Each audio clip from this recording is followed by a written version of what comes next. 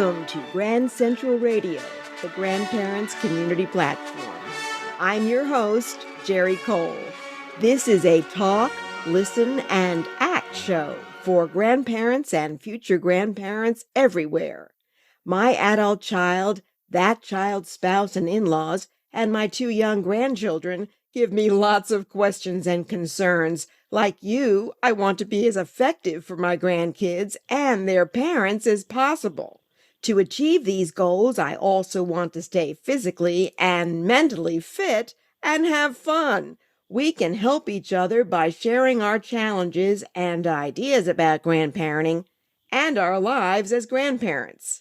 You can replay our shows, find materials curated especially for grandparents, and contact me, Geri Cole, on our secure website, Grand Central Radio. Grandparents ask, how can we save and help provide for the costs of education and futures of our grandchildren while respecting our children's judgment and boundaries?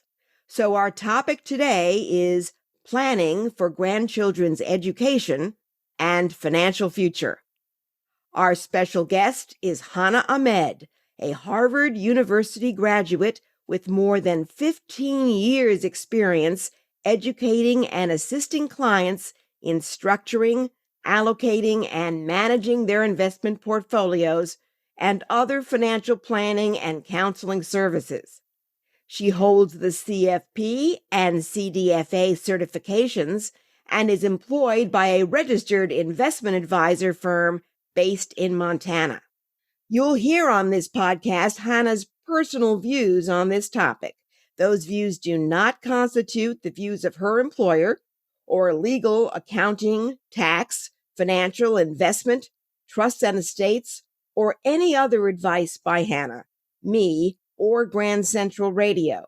We urge all listeners to consult with their own legal, accounting, tax, financial, investment, and trust and estates advisors about each listener's and his or her family's particular circumstances before adopting any planning strategy. Hannah, thank you for joining us on Grand Central Radio. Thank you so much for having me. Looking forward to today's conversation. When we try to educate ourselves by reading books, articles, and online postings about financial planning to assist our children and grandchildren, we're confronted with an alphabet soup of confusing certifications and a plethora of investment products and complicated strategies. So let's start with some basics. Hannah, when and why did you become passionate about helping others in financial planning? It was a couple years into my career, particularly when I obtained the CFP designation. That's when I realized what I had already seen thus far in terms of helping my clients and that help coming to fruition really established the fact that I had chosen the right career path and wanted to keep that moving. But at the end of the day, it's those relationships with all the people that I've built that give me that passion and want to continue my work. What questions should we ask someone we're considering relying upon as our advisor about financial or investment matters to make it more likely that we choose an advisor who will look out for the best interests of us and our family? For example, I've heard that it's important to work with a fiduciary. What does it mean to be a fiduciary, and what kinds of advisors have the highest level of fiduciary duty? Let's start with what you should be looking for to see if that advisor is going to just have your best interests at heart in the first place. And while there are questions you should ask, one of the things that I always tell people to look for are the types of questions the advisor is asking you in that initial meeting. Are they really trying to get to know you and understand you? Or are they letting you drive the meeting where it kind of gives you that impression that they're just looking for a sale? There are a great websites to go to see a little bit about the advisor's background. And that's where I tell people to just Google FINRA broker check. And from there, you can look up the advisor's history as well as their firms. When it comes to working with a fiduciary, there's a difference between companies that are RIAs, registered investment advisors, or broker-dealers. Those are going to be the typical large firms we're all familiar with. And if you want to ensure that you're working with a firm that is a fiduciary, you want to look for an RIA. And all of the advisors working for that IRA will be fiduciaries. So that's where you then want to ask the really hard question about how they get paid, as that can influence the types of recommendations that they're going to give you. You hold certifications, Hannah, for CFP and CDFA, and you work for a registered investment advisor. What do these CFP and CDFA certifications mean, and what duty does an advisor holding each of those certifications have to a client?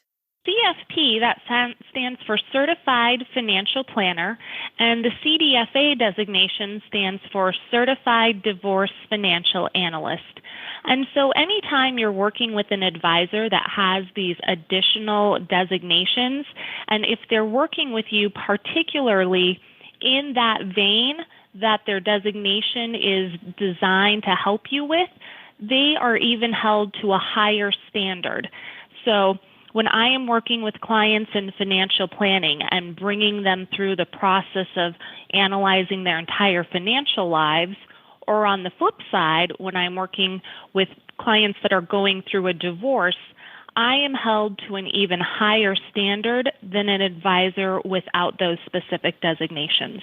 What are a Totten Trust account, a payable on death or POD account, and a transferable on death or TOD account? Is there any difference between them? If so, what is that difference?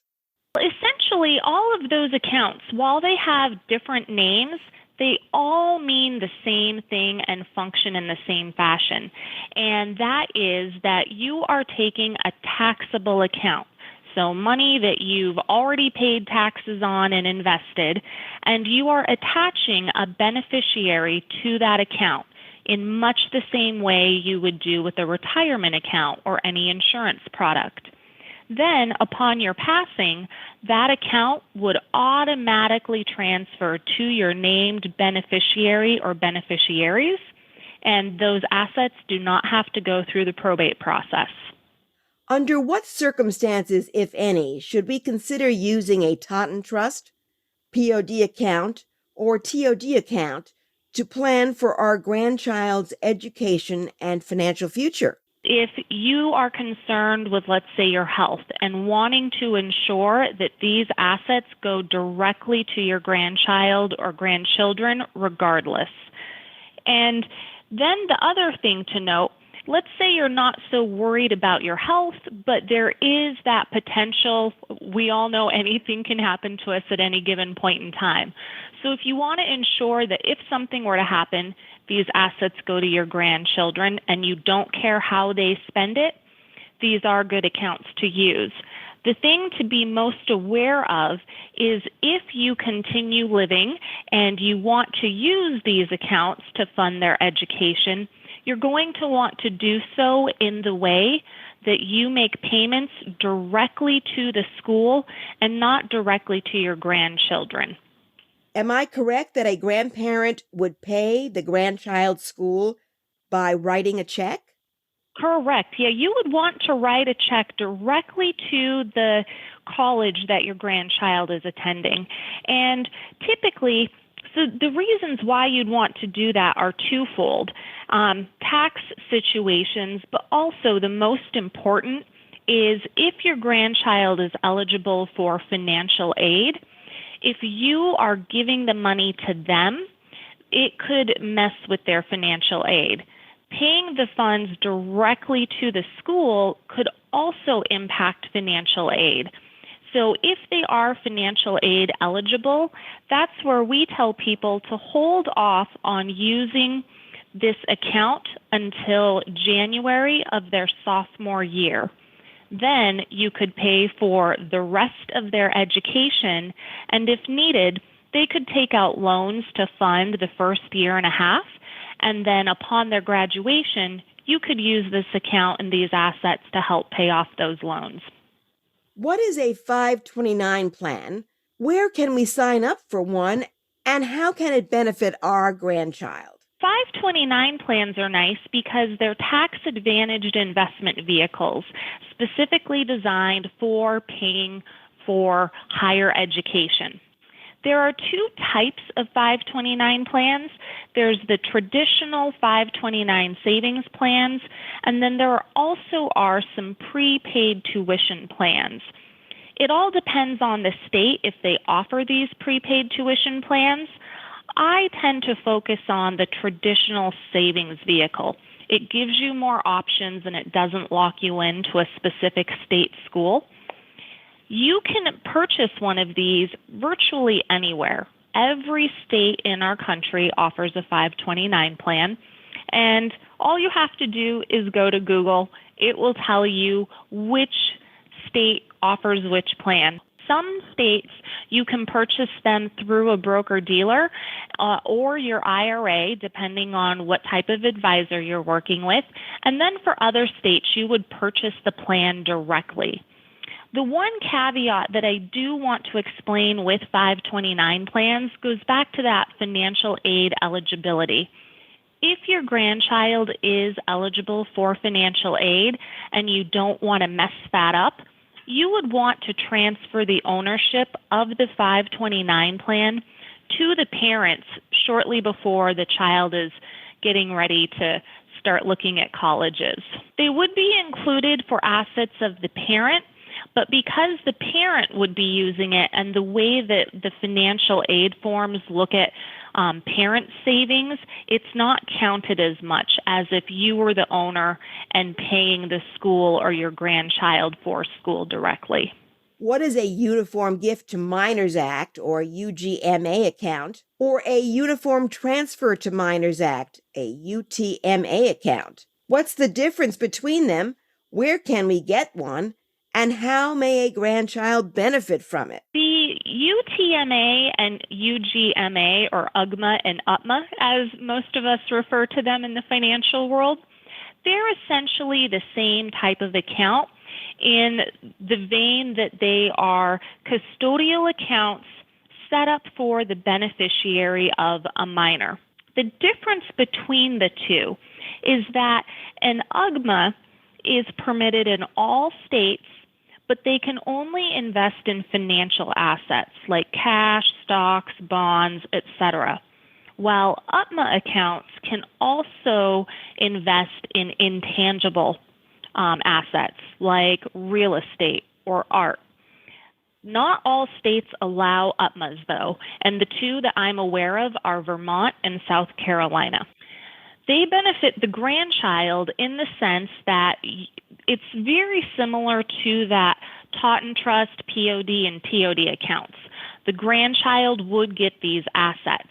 The difference is that they would get the assets upon the age of majority, which is 18 to 21, depending on which state they live in. These types of accounts, because they ultimately would go to the grandchild or grandchildren, they can use them for anything. It doesn't have to be education. I understand that annuities are insurance products, not investment tools. Evaluating the benefits and risk of an annuity is very complex, and the purchaser of an annuity may regret that purchase because he or she did not understand it when purchased. Generally, how do annuities work, and who should advise us whether an annuity is the right choice to achieve our goals? The thing to know first and foremost with annuities is that they are insurance products, and they are designed to really be there to help produce income for your or your spouse's lifetime.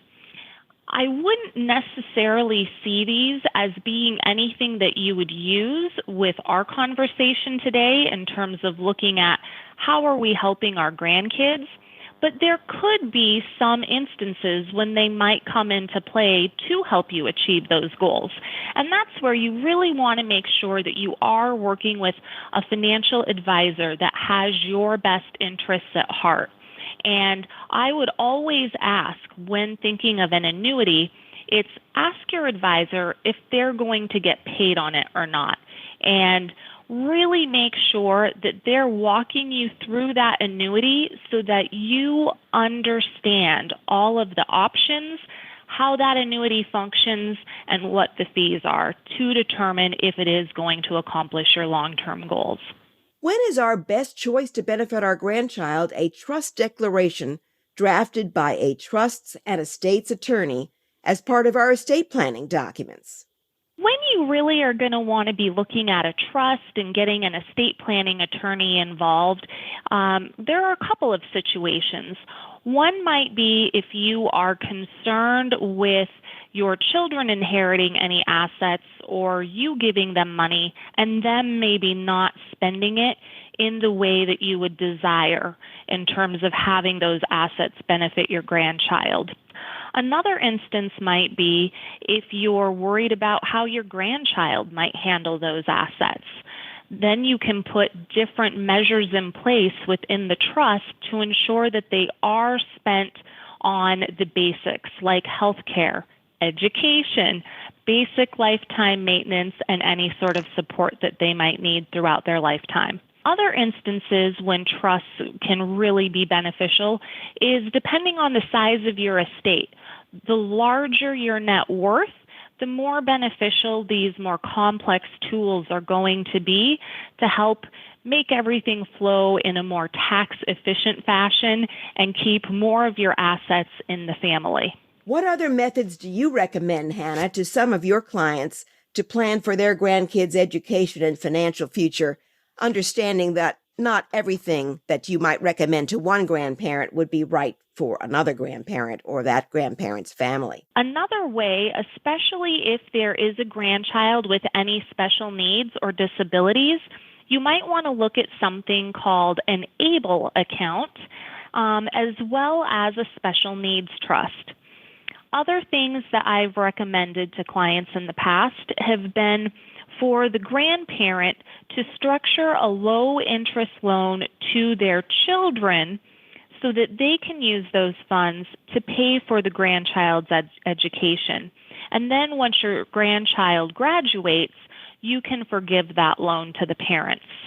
When I look at my role, it's not to just give blind advice to the clients that I work with, but to act more as a counselor and guide and get the family talking to one another so that everyone can get on the same page for what their vision for the future looks like. And from there, that's when the advice can really come into play in terms of which specific strategies would work the best.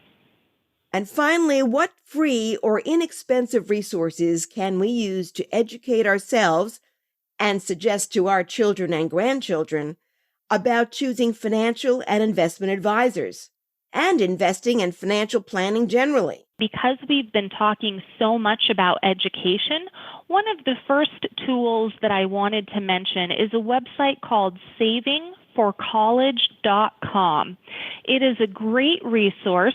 It can direct you to any of those 529 plans like we talked about, and it really helps give a better understanding of all the different options that are available.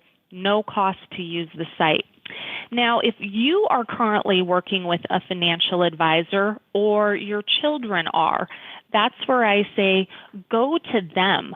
A lot of advisors do offer free planning or classes to help educate for their current clients and their heirs. So that is a great place to start.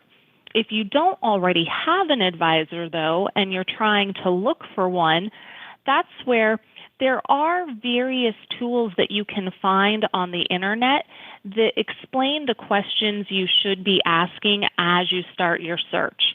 And one of the best places to start, asking your current friends and other family members what they're doing and who they might be using. There are two additional sources to just help you feel more empowered on your own and learning more, there is a website called Coursera.com, and they offer many free and or low-cost classes that are taught by university professors throughout the world.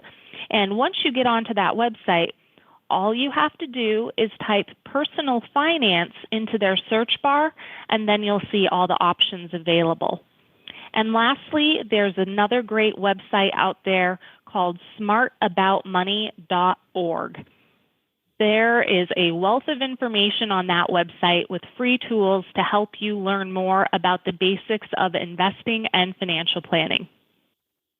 Now I invite other grandparents to ask Hannah questions, raise your concerns, and offer your suggestions about planning for grandchildren's education and financial future. First, we'll take a call from John in Lawrenceville. John, what are you thinking? I wanted to ask what Hannah thinks about micro-bundled investing. I'm trying to think of a way that I could put aside a daily amount for each of my grandchildren. I plan to work pretty far into my 70s, so I think I could do this. And, just put aside a little bit every day for them.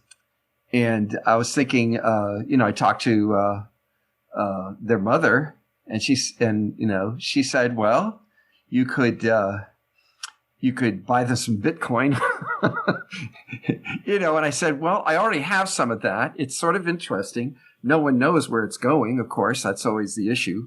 And she said, what about micro bundles? What about micro bundled portfolios? You could buy $5 a day, and see how it happens. And you'll be in the market.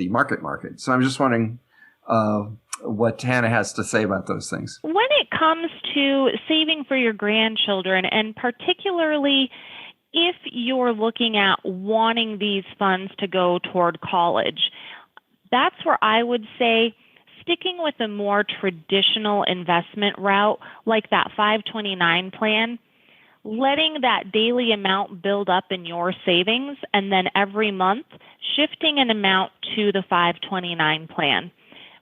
Why I'd recommend that route is because it's more of a conservative approach to ensure that the assets will be there and have some growth potential.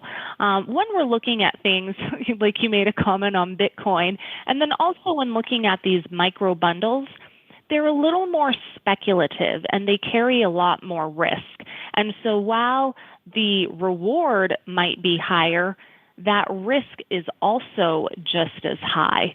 And until we kind of get more into the vein where those assets aren't considered as speculative, that's when I'd say, hey, let's revisit and ask that question again, if a couple years down the road. All right, very good. So the 529, it's a custodial account, am I correct? You are the owner. You name a beneficial owner of the account, which would be the grandchild, but you are always considered the owner. So those assets don't have to go to the grandchild that you name. You could change the beneficial owner. So it's always going to be under your control. Is there a situation in which you can turn ownership of it over to the parents? Yes, absolutely. And I had made that comment earlier where if you were to be the one to open up that 529 account, you would ultimately want to turn over the ownership to the parents right around the sophomore or junior year of high school of the grandchild, because you're going to want the parent to then have ownership for more beneficial reflection when filling out those financial aid forms. And so when I do that, they would take over putting money into it for the next couple of years. You could also still put money into it. So that's another thing that people aren't often aware of. The parents could be the ones to open up that 529 plan in the first place.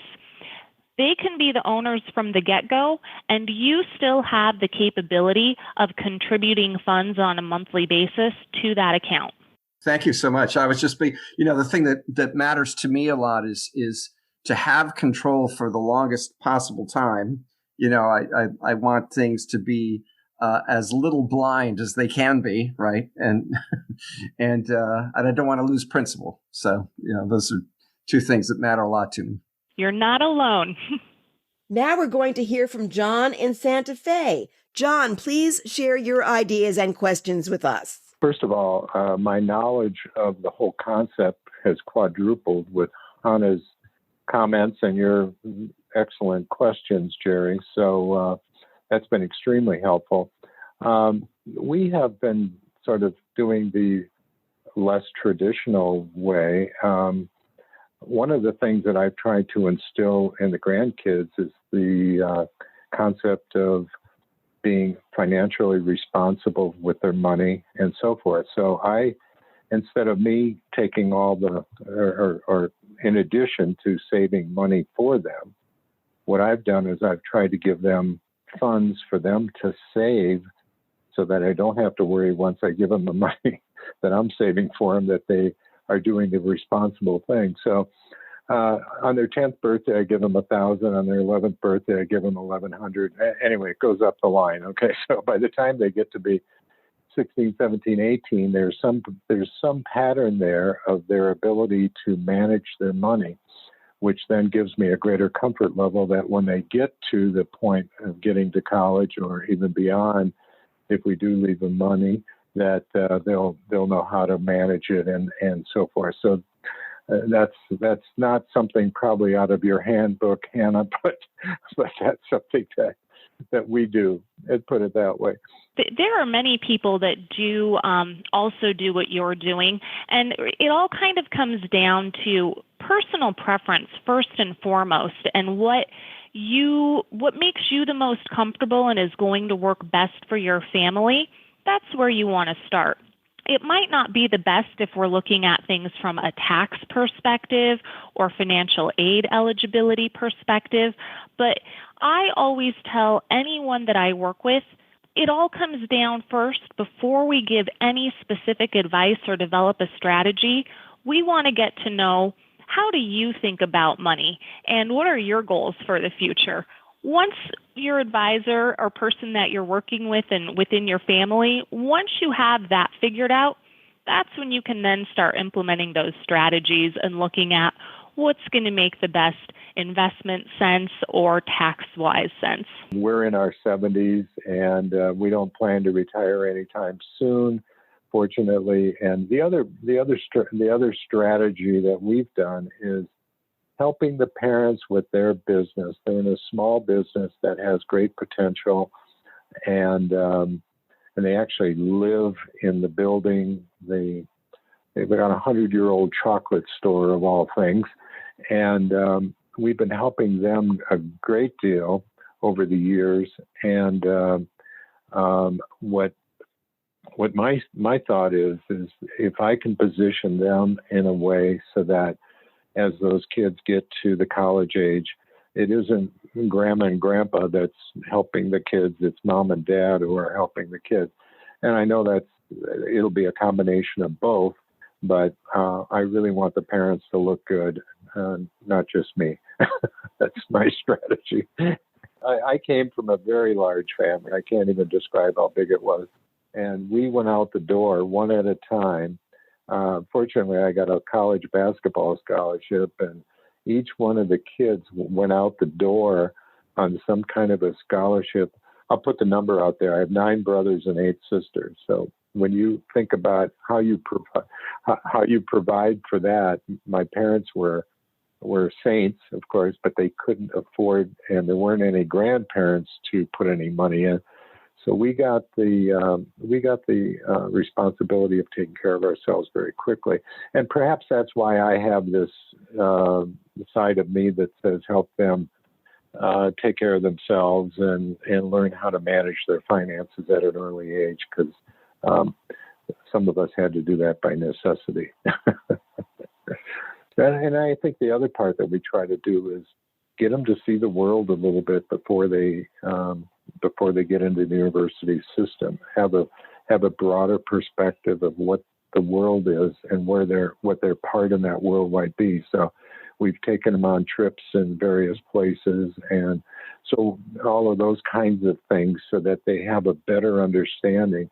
I'm an executive coach by trade right now. And one of the areas I accidentally focused in on are lawyers who become lawyers because their grandparents were lawyers, their parents were lawyers, and so forth. And suddenly they become a lawyer and they say, oh my God, what am I doing here?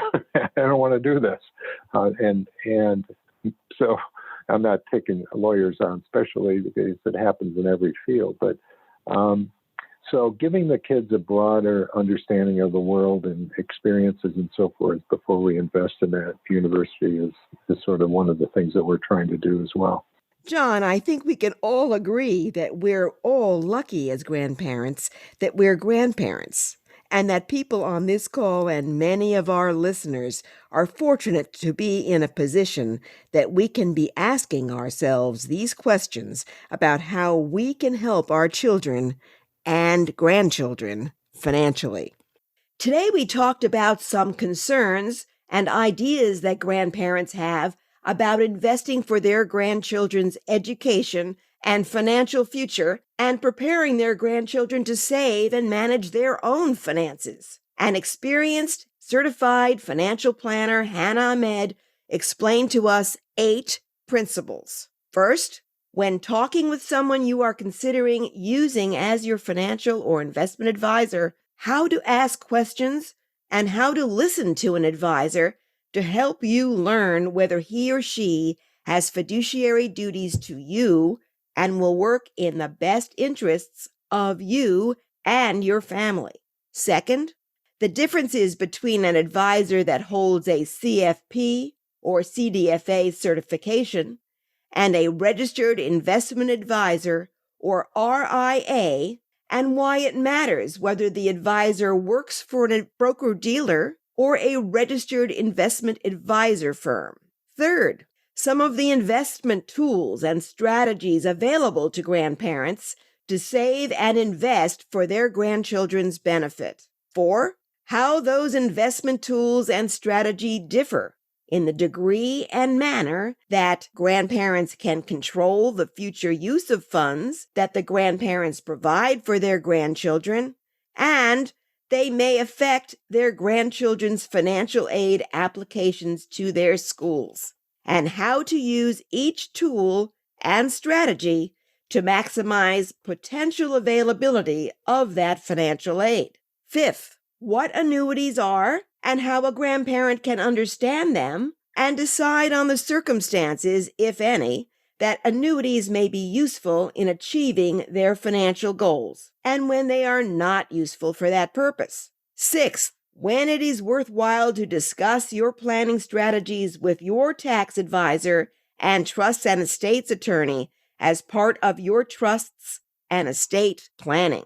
Seventh, resources that we can use to educate ourselves and suggest to our children and grandchildren about choosing financial and investment advisors and investing and financial planning generally, including brokeredcheck.finra, that's FINRA.org, savingforcollege.com, Coursera,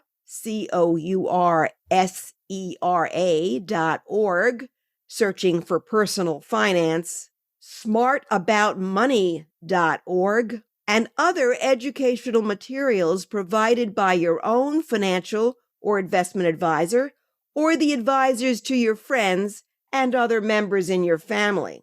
Eighth, and most importantly, why it is essential for us as grandparents to initiate frank, frequent, and focused conversations with our children and grandchildren so that we can try to understand each other's goals, needs, and wants, and plan effectively to plan for them. Thanks to our special guest, certified financial planner Hannah Ahmed, and all of our grandparent callers and listeners. Watch for our announcements of our next Grand Central Radio show, posted to iTunes, Spotify, Stitcher, Blueberry, iHeart, TuneIn, Google Podcasts, YouTube, and our secure website, grandcentralradio.com. Until then, please contact me, Geri Cole. Stay well, safe, and secure, and happy grandparenting!